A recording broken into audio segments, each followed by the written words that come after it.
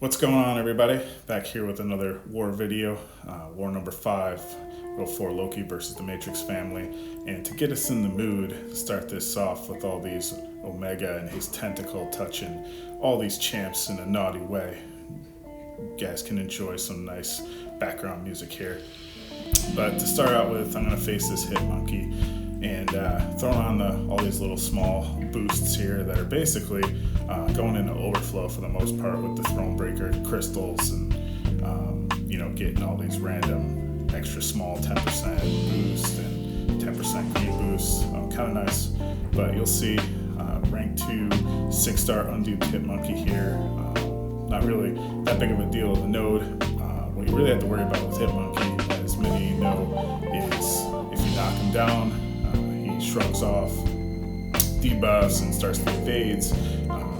Here, you just see me playing kind of slow, trying to build some spores up, hitting into his block, and just keep stacking here.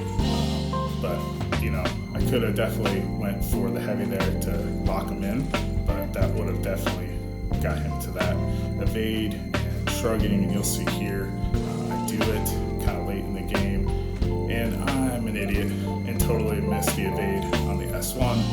Of course, he's unblockable, and I take a bunch of damage that I did not want. But again, easy fight, just stupid damage. So the next part here is I'm gonna run with Ebony Maw.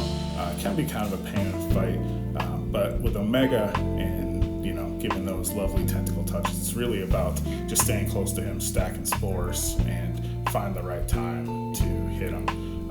And you'll see here, I'm gonna throw on that combat regen boost, and then one little health pot.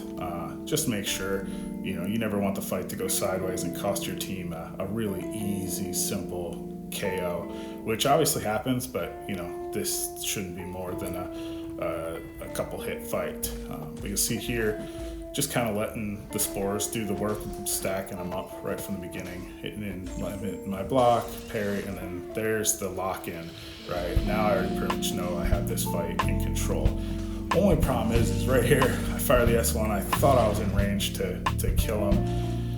Of course, no, it's not. I got to continue to do that last little 5%. But E-Man, he was all excited, throws out his little comments here, and obviously, if you know anything about 4 Loki, the love is real. So throwing my kisses back at the boss man and letting him know appreciate all the love. So then skip to section 2 here.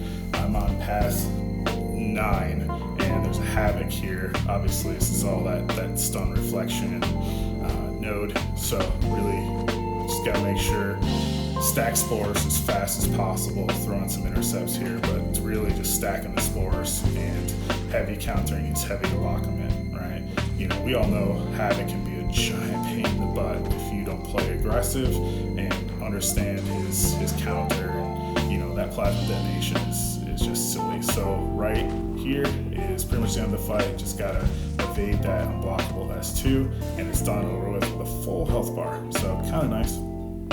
Now is where we get a little threesome action.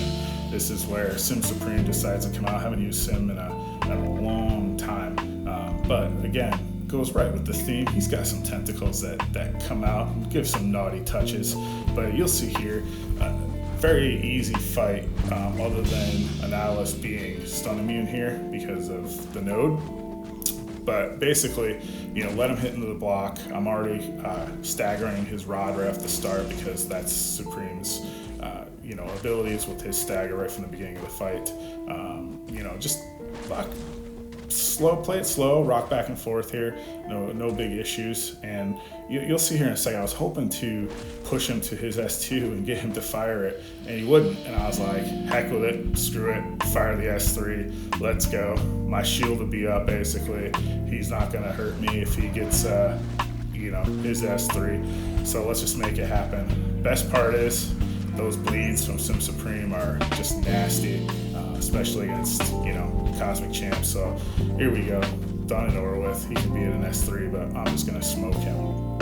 And here's the hardest fight of my day. And most people, we've seen most teams put a lot of fear series here. This isn't the first time I've had to fight him here, but I will definitely tell you, throwing on a vulnerability boost is the key here, especially with Omega. You're not going to be able to bait every single special, and with Stubborn, you all know what happens with Nick Fury. You know, you're pretty much just locked that he's going to kill you if you can't get him any damage on him. So big part is here is I locked in some spores early, basically just letting him kind of kill himself. I'm not too worried about his power gain, considering I do have that vulnerability boost, but the best part is good old Nick Fury does not want to throw in this fight. Some great RNG that we haven't seen in a long time in Alliance War. He just would not throw it. And he finally does throw it here, which, hey, fine with me. I can fade this whole thing,